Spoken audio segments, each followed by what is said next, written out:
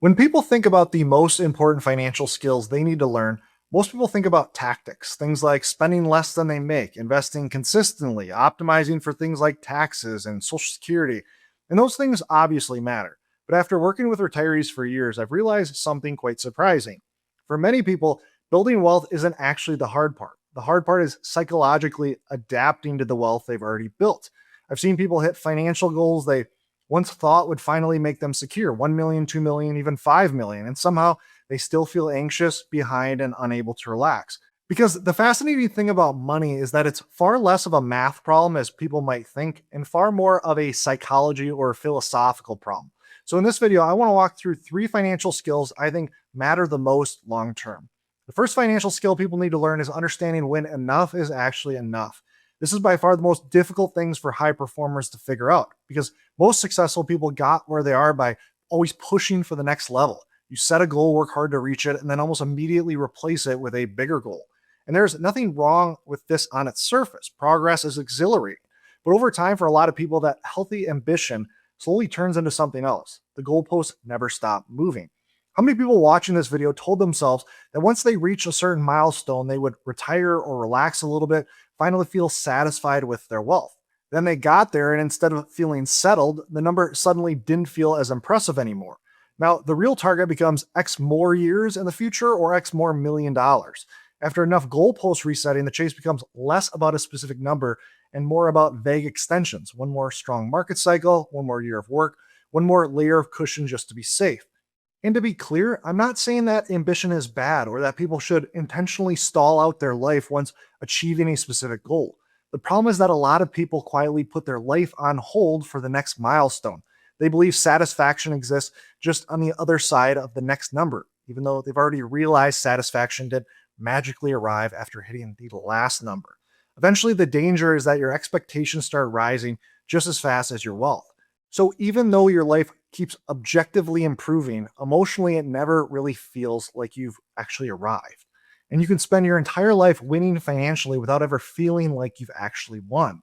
And I think a big reason this happens is something that I'd call expectation drift.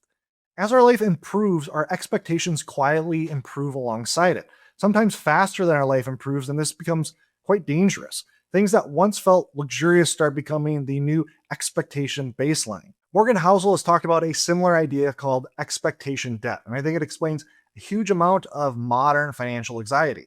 When we have a high expectation in any realm of life, the only way to feel joy or happiness is often to exceed that expectation. The problem associated with so often moving the goalpost is that the new goalpost becomes the new expectation, and indirectly you withhold contentment until you've met that expectation. Contentment is not just found through endless chasing, but rather through giving yourself permission to start enjoying, recognizing that you have enough, that you've done enough. On the right side of the screen, I have an example that has been coming up a few times with discussions with clients. Azul, who is a great content creator in the space, recently had a video titled 5 Reasons Why $2 to $5 million is the hardest retirement range.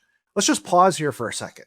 How good has life in America here gotten where anyone is labeling $2 to $5 million in retirement assets to be a difficult range to beat? The statement certainly isn't tied to any objective financial obstacle like being unable to afford groceries or housing or a wide variety of discretionary purchases. $2 to $5 million easily gives any reasonable retiree a healthy six-figure income to live off. Some of the reasons given in this video are things like tax complexity. You have money, but you don't have enough money to, let's say, hire a quote unquote full team. The impact of a 10% mistake. A 10% mistake costs you far more at $5 million than at $500,000.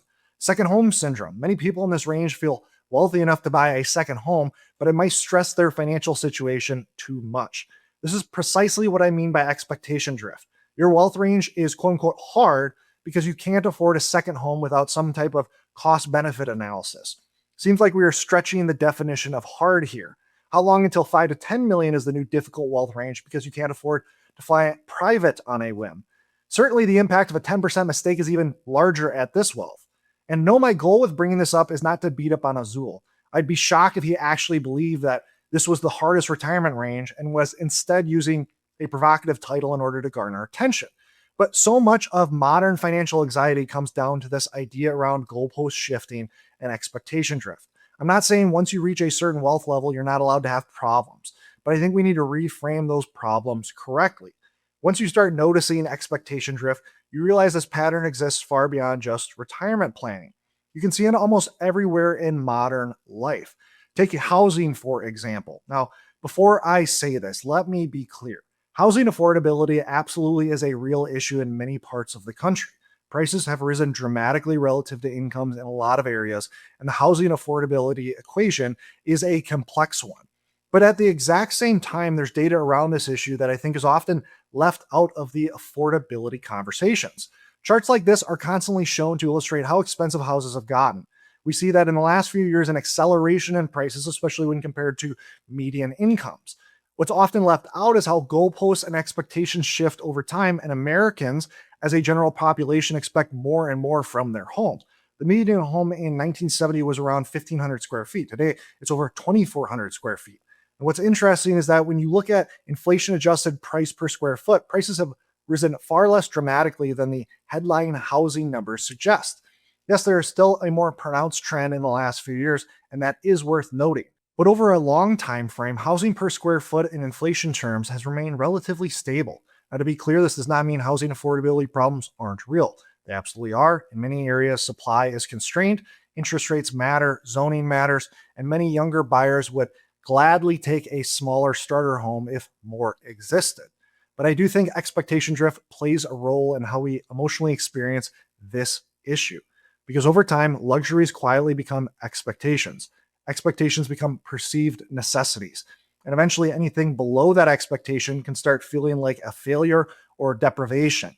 That's the deeper point here. Expectation drift doesn't just change what we buy, it changes what we believe we need in order to feel successful, comfortable, or content.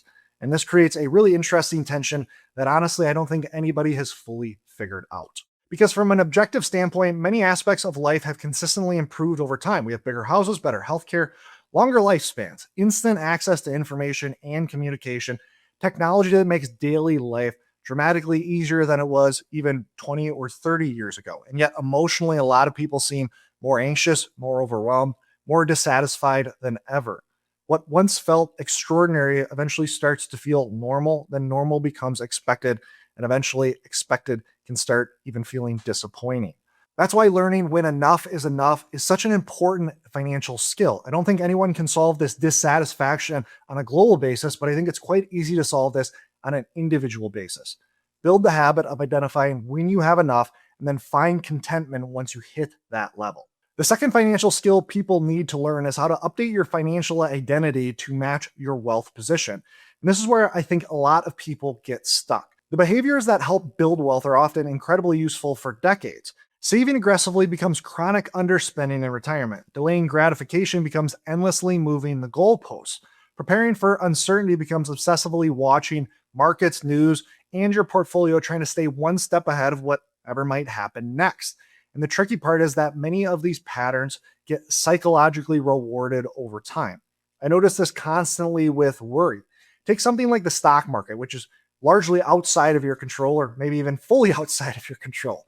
The market falls and immediately the brain goes into defense mode. You start checking accounts constantly, reading headlines, running calculations, cutting spending, trying to mentally prepare for every possible outcome. Eventually, the market recovers and life goes back to normal. Now, objectively, all that worrying didn't actually improve the outcome. It didn't affect it at all. It didn't protect your portfolio. It mostly just created additional stress. But that's not necessarily how the brain interprets this sequence. The brain sees market crashed, I worried, everything eventually turned out okay. And without realizing it, people start emotionally associating worry with safety, as if constant vigilance somehow helped prevent disaster. So over time, even retirees with enormous surpluses of assets, more than enough wealth, extremely high probabilities of success, can still emotionally react to market volatility like survival is being threatened. Because emotionally, portfolio fluctuations still feel existential. That's identity lag. Their financial reality evolved, but their nervous system never fully caught up. And I think this is one of the hardest financial skills to learn. At some point, financial maturity requires allowing your present reality to matter more than your past fears. What I notice is many people have an identity that tends to solidify over time regardless of how their wealth position advances. This is one of the most unfortunate situations to see people in because some can never feel wealthy no matter how much they actually have. Some psychologically remain lower or middle class forever despite objective abundance. One of the clearest examples of this is a parent or grandparent who lived through the Great Depression. These are people who lived through a phase of incredible scarcity, and because of this, you'll see many of these people saving plastic bags, reusing tinfoil, avoiding waste obsessively to the point they might cut mold off of a food and eat the remaining. Even though the Great Depression is a distant memory and they've built significant wealth since then, the identity they developed during that period of their life often never fully goes away. And honestly, this makes sense biologically. Human beings are shaped by their environments that they survive through. When someone spends years in an environment where resources feel scarce, uncertainty feels dangerous, and survival requires extreme caution, those behaviors become emotionally tied to safety itself. The problem is that sometimes the external environment changes dramatically, but internally the person is still emotionally preparing for scarcity decades later. And I think many retirees today experience a softer version of this exact same phenomenon. I'll give you a common example. Let's say someone spent most of their working years spending around $150,000 per year. Over time, they built a $3 million portfolio and they retired. We run the financial plan and show based on their assets, spending, taxes, healthcare costs, and long term projections, they can comfortably spend $200,000 per year without jeopardizing their plan. Mathematically, the plan works extremely well. Emotionally, many people simply cannot do this. The idea of spending significantly more than they historically spent feels reckless, unsafe, or irresponsible, even though their current financial reality fully supports it. So, what happens? They continue underspending, the portfolio keeps growing, and a few years later, the portfolio might be $4 or $5 million, and yet we're still having the exact same conversation. Because through this process, the issue was never mathematical. We're constantly trying to help their current identity catch up to their current wealth position. This is where I think a lot of people get stuck. My last financial skill might seem a bit counterintuitive, but I think it's more important today than ever before. You need to learn what to ignore. You need to practice a certain level of willful ignorance. At the time of recording this video, it's estimated that 400 quintillion bytes of content are generated every single day. There is an endless amount of information, opinions, headlines, and people all competing for your attention. And often we think carefully about our diets in terms of what we put into our bodies, but we rarely think about the diet of what we put into our minds. The information we consume shapes our emotional state far more than most people realize. If you constantly consume outrage, fear, panic, comparison, and negativity, what modern media thrives in pushing, eventually your worldview starts reflecting that input. Both financially and psychologically, I think this creates a massive problem. I think this explains some of the issue we talked about in the first financial skill, where the world continues to become objectively better, yet most people feel worse than past generations.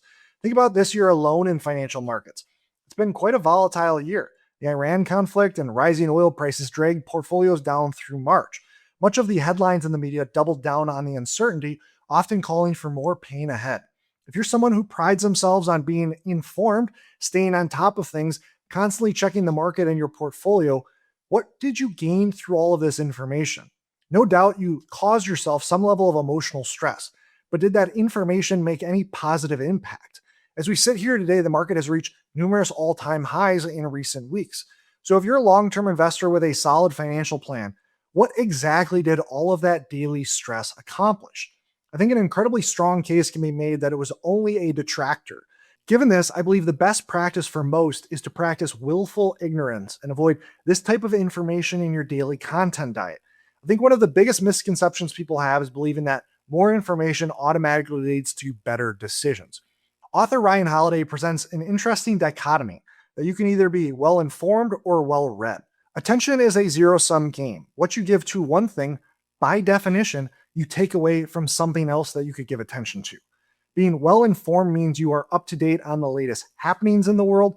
Most of what you consume is content generated in the last 24 to let's say 48 hours, content that will likely become meaningless another 24 to 48 hours from now. Most of this content is noisy, fleeting, and almost always going to be reactive. Being well read generally involves consuming content that has stood the test of time, and often for good reason, reading things like history, philosophy, evolutionary psychology. This type of content has been relevant for decades and will be relevant for decades to come. Read enough history and you'll find that the current problems of today aren't unlike problems of the past, they are just a slightly different flavor. I think one of the biggest misconceptions people have is believing that more current information automatically leads to better decisions. Often the opposite happens. More information often creates more noise. More noise creates more emotional reactions, and emotional reactions often lead to worse long term financial behavior and emotional instability. Some of the best investors in the world are successful not because they react to every piece of information, but because they've developed the ability to filter out what doesn't actually matter. And I think this applies to life more broadly as well. If your mind is constantly flooded with other people's fears and opinions, it becomes incredibly difficult to think clearly, feel content, or maintain perspective. You often just adopt the beliefs of others. At some point, maturity is realizing that protecting your peace of mind is not ignorance, it's discernment. And one of the most valuable financial skills you can develop is learning what deserves your attention and what simply doesn't. So, when I step back and think about the most important financial skills people can develop, I don't think the biggest ones are necessarily tactical. I think they're psychological, as I've shown in this video. Learning when enough is enough, learning how to let your identity evolve alongside your wealth, and learning what deserves your attention and what doesn't. Because at some point, financial success stops being about constantly accumulating more. It becomes about building a life where you can actually feel content, stable, and free. And honestly, I think that's one of the hardest transitions people ever make. If you enjoyed this video, let me know which of these 3 skills resonated with you most in the comments down below. And if you're someone struggling to transition from simply building wealth to actually using that wealth to create a better life for yourself, reach out to our team in the link below. Thanks so much for watching, and always remember, you don't need more money, you need a better plan. I look forward to seeing you in the next video.